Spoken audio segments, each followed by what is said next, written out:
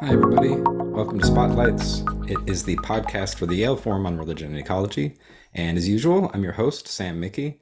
And for this week, I wanted to say a little something about a book that I wrote. And geez, it was about 8 years ago. And it's called Coexistentialism and the Unbearable Intimacy of Ecological Emergency.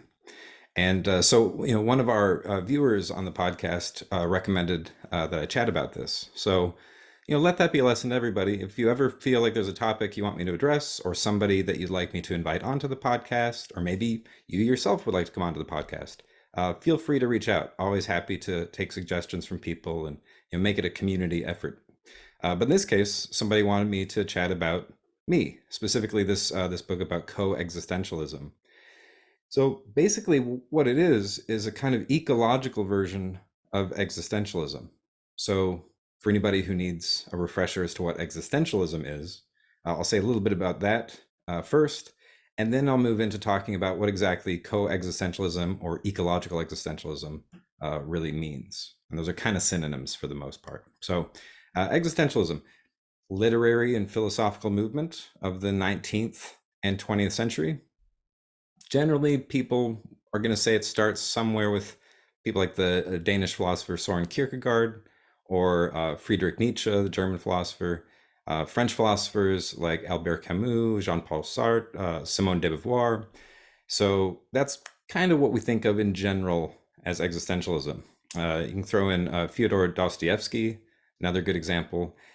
And like, what do all these people have in common? In a way, not much. And so the label can be really misleading because it's not really like a unified school of thought. But there were some common threads kind of found throughout.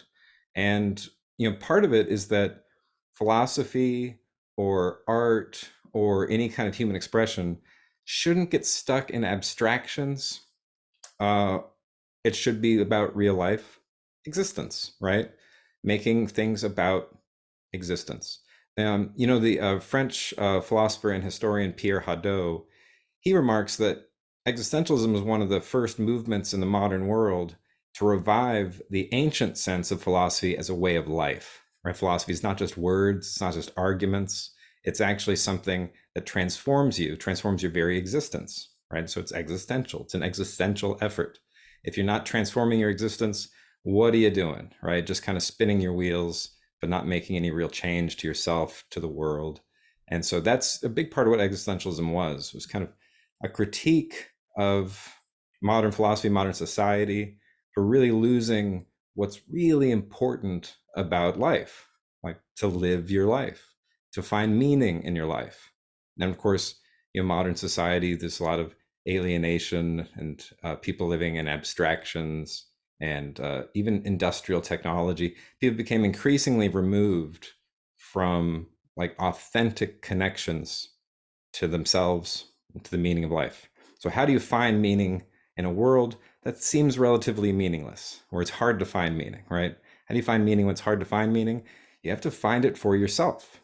So people like Kierkegaard and Nietzsche, there's a kind of individualism to that, right? Like when society has kind of gone off the rails, you're going to have to critique society, the herd, and find meaning for yourself as an individual. So that's kind of it in a nutshell. And the same kind of stuff for Camus and Sartre and Beauvoir. A lot of it is about, struggling against a society that bends toward meaninglessness and trying to, kind of go against that trend and try to recover meaning. So meaning making is a really big part of it. Meaning making in a world that seems very hostile to meaning. And some people are more individualistic about it. Not everybody was.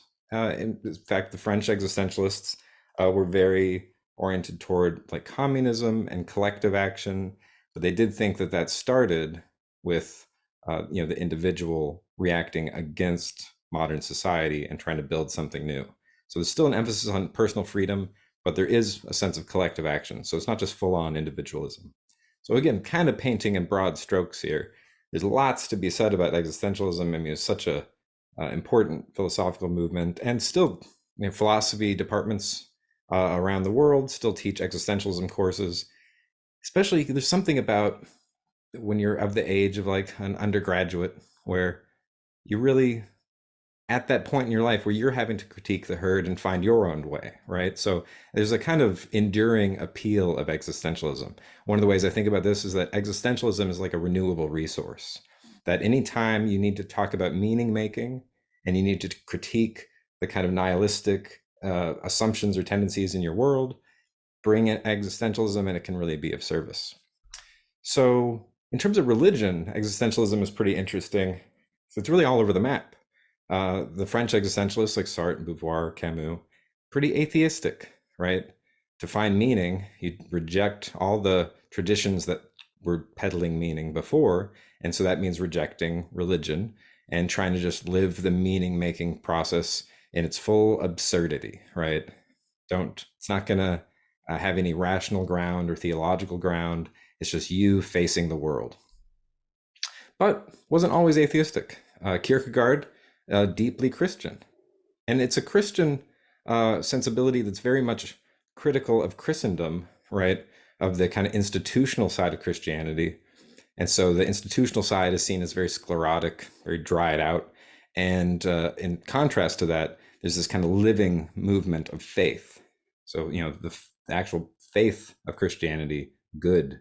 The institution, bad, right? So existentialism has a tendency to do that. It can be a little anti-institutional. Dostoevsky is another good example of a Christian existentialist. The French philosopher Gabriel Marcel. There's a bunch of them. There's also the sort of atheism of somebody like Nietzsche, where he's maybe an atheist in regard to the Christian God, but in other respects, he's very much a pantheist and even describes himself that way on occasion. And something about Nietzsche was he was trying to recover a layer of human spirituality that preceded Christianity and preceded rational philosophy that comes from Plato onward. So he's looking for something that we might today call more like neo-paganism, right? Worshipping gods like Dionysus again. So that's really Nietzsche's kind of orientation. You also see this kind of neo-paganism in somebody like Martin Heidegger, for whom the Christian God is seen as kind of this metaphysical project. And he's like, that's losing its authentic connection to the meaning of being. But instead, right, we can have an understanding of gods that emerge in this relationship between us mortals, our earth, our sky, right? Earth, sky, divinities, mortals, all kind of emerging together in one event. So, paganism, Christianity, atheism, these things are all kind of floating around in the existential movement. So that's it in a nutshell.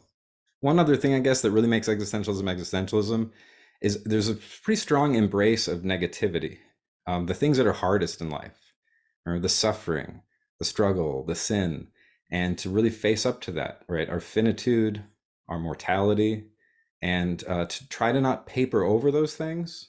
Don't explain those things away with interesting theories, but really try to feel them, really try to let them be, right? That's, even if you think that there's an immortal soul, something of us is obviously mortal. We all die, right? So how do you face death?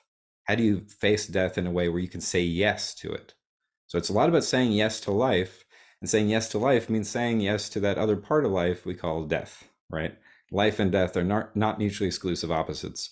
They're part of one mysterious process. So that's existentialism. Again, painting in broad strokes. Easy to argue about existentialism, especially because a lot of the existentialists didn't even call themselves that. People like Heidegger hated being called that. Nietzsche never used that term. And somebody like Kierkegaard would talk about existence, but it wasn't an ism. So even grouping all these things as if they're one kind of ideology or system can be pretty misleading. A lot of what this is about living without a system. So it's funny to try and say, you can't put me in a box. And somebody says, oh yeah, we have a box for all the people who said, you can't put me in a box. We end up putting you in the box of people who say, don't put me in a box, right? So it's an ism that's against all isms in a way. So what's the co-existentialist difference? The co says a lot about it, where there's something in existentialism that was very much alone. There's a kind of lonely struggle to find meaning in a dark world. Something happened more in the late 20th century and in the 21st century where people started coming together more to do this work in relationship. So it's a more relational sense of existentialism. And thinking in terms of just the genealogy of the term ecological existentialism or coexistentialism, there's a couple people to keep in mind. One is Australian anthropologist Deborah Bird Rose, and whose name has come up on the podcast before. And the other is the ecological philosopher Timothy Morton. So both of them have kind of used these terms, and both of them have defined it in similar ways, although without reference to one another. So I found that very interesting when I was doing research for this book. And for Deborah Bird Rose, she calls it ecological existentialism. And it's basically what existentialism was, but it's relational. It's not just alone. And that relationship isn't just a metaphysical one, it's ethical. It's about caring for all our relations. And that doesn't just mean human relations. That's why it's ecological existentialism. All our relations, all our interconnections and interdependencies, that we're in this together, still facing death, right? But we're facing death with one another. We're sharing death. And of course, that means in a time of mass extinction, really sharing an unbearable amount of suffering and uncertainty. And so that's a big concern for Deborah Bird Rose, mass extinction. I should note that she's passed away a few years ago, not too long ago, and so extra poignant to bring her up in that context. She derives this idea from two thinkers in particular, the French phenomenologist Emmanuel Levinas and the Australian ecofeminist Val Plumwood. So it's a mixture of like phenomenology and feminism. Both of them, Levinas and Plumwood, are all about an ethics of relationship. And relationship doesn't mean we're all one. That's always an important thing to say. Sometimes some environmentalists, you get this from some deep ecology people sometimes, where they're like, well, once we realize that we're all one, then we can care about each other easier, right? It's like, I'm not protecting the rainforest, I'm the rainforest protecting itself. And while that's true in some sense, it's also the case that I'm not the rainforest, right? And there's difference. The way Plumwood puts it is there's continuity and difference. So this affirmation of difference, right, that's a really big part of it. Likewise for Levinas, his phenomenology is all about caring for the other. So how do we care about others? It's not by assimilating them into your unity. It's about letting them be other. You know, I always think there's two ways to love something. You can love something the way you love a piece of cake, in which case you eat the piece of cake and destroy the piece of cake. You assimilate the cake into you and it's gone. Then there's another type of love, the way like a person loves their spouse or their mother or father or their children, where you love them, but in a way where you let them be them. You don't try to assimilate them. You try and like lift them up in a way, right? And so that kind of relationship for Levinas is this like asymmetrical reciprocity. I lift you up, so you're higher than me, but you lift me up, so I'm higher than you. So we're all lifting each other up. Interestingly, for Timothy Morton, he says we need a term like coexistentialism to describe what it feels like to be a swarming colony. We contain multitudes, right? So likewise for him, it's going to come from phenomenology and feminism. He links it to the phenomenologist Emmanuel Levinas. So again, Levinas seems to be the person to help us escape from the loneliness of existentialism and open out into a more relational field. And then, but he doesn't refer to Plumwood. Instead, he refers to another important feminist, Luce Irigaray. And very similar to Plumwood, Irigaray really focused on relationality as a recognition of difference, not just a recognition that we're all connected and unified, but that connection implies unity as well as difference. So letting the other be the other. It's a way of touching with tact, right? When you touch tactfully, the other remains intact. You don't destroy them by assimilating them into your own subjectivity or your own identity or what have you. So that seems to be the roots. It's some mixture of feminism or ecofeminism and this kind of phenomenology. It's a relational ethics, and but that's just the theoretical point of it. A lot of it is the environmental crisis got pretty serious, and you know you already hear some of this in people like Nietzsche or Heidegger. They're already kind of saying, look, technology is running amok, and you know we're destroying our home, our Earth. But it got a lot worse.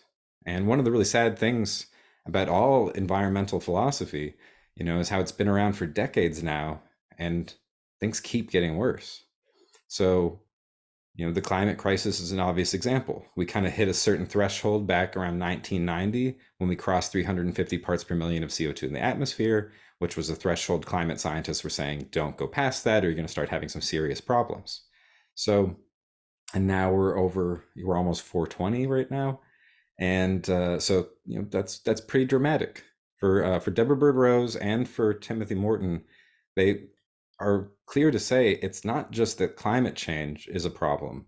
Climate change is another name for something even bigger, mass extinction, right? So scientists estimate that we're going through a mass extinction because of the rate of species extinction and habitat destruction and things like that we're seeing now. And of course, this is the sixth mass extinction the planet's seen. The fifth one was the extinction of the dinosaurs around 65 million years ago. So how can you be an existentialist at a time when you're dealing with mass extinction? That means it's not just about facing your own death anymore. It's about facing this death that ends the possibility of death, right? What Deborah Bird Rose calls double death. Extinction is more than just death, right? Death is normally part of a cycle. Death and then life. One generation dies out, the new generation comes in. One generation dies out, the new generation comes in. When a species dies, no new generation comes in. So it's a deeper sense of death. And so that's something we need to face. So ecological existentialism is just existentialism dealing with this new late 20th century, early 21st century problem, right? How are we going to live at a time of mass extinction, a time of double death? So very difficult. And yet when you read people like Rose and Morton, there's a deep sense of joy, there's humor, there's pleasure, and it's that we find those things on the other side of the sorrow, the horror, the suffering, right? The only way through is to go through the darkness and to try to find some peace on the other side. So this is what Morton calls dark ecology. It's dark in a very sad way, but there's also a sense of darkness that's sweet, like dark chocolate. It's a little bitter, but it's also sweet, and it's good for you, right? So that's what this is really about. So, one way to think about this also is that we're going through something like a new axial age, right? Karl Jaspers, a German philosopher, considered an existentialist. He wrote a lot about existential philosophy and considered him an heir to people like Kierkegaard and Nietzsche. He coined this term axial age to describe whatever weird thing was happening around 2,500 years ago. So from around 900 BCE to 300 BCE, right? Around then, we see a lot of the values of civilization as we know it start to emerge. I think this is around the time that we get writing started to become very common. Literacy started to emerge on a really large scale. And with that, we start to also see the emergence of philosophy and religions like Confucianism and Taoism and Buddhism, and so Judaism. And then, of course, Christianity and Islam follow after Judaism. And then everything we know about the world, right, showed up then. So it's kind of like this is the axle, right? This is the axis point where we start to see civilization as we know it emerge. So in a way, that civilization is breaking down right now, and which isn't necessarily bad news. If we're going through a new axial age, it's kind of an axial age where the first axial age, imagine as a car and its axles broke, right? And you go, well, that's bad news. Sort of, but it's giving us an opportunity to get out of the car and walk on our feet again and be part of the earth. So a new axial age in a way is an axial age without an axis, or which is to say without an axis projected by humans primarily. We're letting the earth return to be kind of the center. So it's an earth-centered axis. It's not an anthropocentric axis. It's not an axis we're creating or projecting. In fact, that axis is breaking down. So our axles are broken, and we can face that. We can admit that. We can admit that civilization is in deep trouble. And on the other side of that, we can find new ways of relating to one another, our human and non-human companions and neighbors and strangers, and really dealing with the mess, right? Facing it and finding meaning in it. And that's the project. So anytime anybody's trying to find meaning at a time of ecological crisis and they're trying to connect with one another, that's coexistentialism. Pretty simple, really. So, it's not a school of thought in that sense.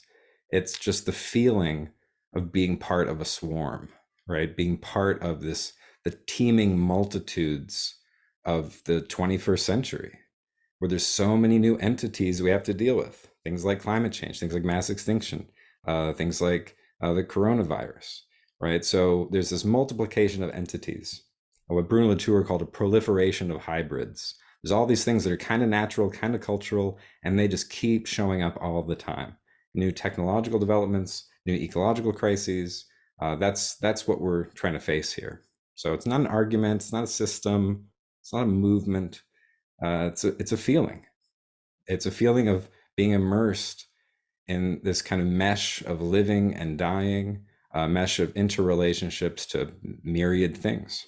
So, it's trying to be like an honest and non-judgmental acceptance of ecological emergency. That's another way to describe what this kind of idea is, what this feeling is. Honest, non-judgmental acceptance of ecological emergency. And ecological emergency isn't just a set of facts, and it's not just a crisis. It's always more than that. And Heidegger talks about an emergency of emergencylessness. That the real emergency is there's always another emergency hidden around the corner, and that the emergency will never really fully emerge. That's the real emergency to face, is that we can't fully grasp the emergencies we're dealing with. That's a deep emergency. But when you can accept that, it's actually very wonderful. One of the things Timothy Morton cites is the Icelandic singer, songwriter, and artist Björk. And Björk has the song Joga, where she sings, "How beautiful to be. State of emergency is where I want to be." To choose it, right? Choose the emergency, to accept the emergency, to let it be an emergency. If we can really accept it and even want it, then we can face up to it. Then we can build flourishing relationships of living and dying. So, I don't know, that's enough. I'll give, an example of this really is also, I think, poignant. In the book, I close with a discussion about my cat, who I had just started living with around the time of writing the book back in 2015. And she was a stray in Berkeley, California. And my wife and I picked her up and kind of dusted her off. She was pretty mangy, and cleaned her up, took her in, and fell deeply in love with her. And she became a very meaningful part of my life and a conduit into the world of coexistentialism, where you start to share your life with another being that's a stranger. And you find in the vulnerability that you have to that stranger, you find a lot of meaning and a deep sense of meaning. So, you can find this anywhere, even in the wagging tail of a cat. I write in particular about the fact that this cat, who we named Mrs., very simple name and polite and formal. And she had a very short tail with a little crook in it. And so we wondered what happened to her tail. And we realized we'll never know because she was a stray. We don't have any origin story for her. We don't know what happened to this little tail. So her little crook in her tail was like a metonym for the inaccessible mystery of our connection, right? The mystery of what Thich Nhat Hanh calls interbeing, right? The fundamental interdependent nature of reality. And you can see it anywhere if you pay attention, even in the crook of a cat's tail. And sometimes I say stuff like that to people and they're like, "It's just a cat." And I was thinking, what exactly do you mean? And when you find ecological existentialism, right, you find meaning in things like your connection to a stone, a cat, a dog, a raindrop, a flower, very much along the lines of St. Francis of Assisi's Canticle of Creation, right? It's all, brother sun and sister moon. And, how can you not see that? Nothing's just what it is, right? If you just have eyes to see, right? Doesn't something more shine in our eyes in every look? Doesn't something more move in every gesture? Can't you feel something more in every touch? Nothing's just anything. And so it's very dismissive. Like, why do you feel so much for a cat? Why do you feel so much about a bee or a flower? Or why are you trying to not kill an ant and you're trying to instead get the ant out of your apartment and get it back on, outside so it can be safe? It's just an ant, right? So I find that very amusing, but also very sad, because it means people are still dealing with a deep loneliness, that they haven't fallen in love with the myriad things around them.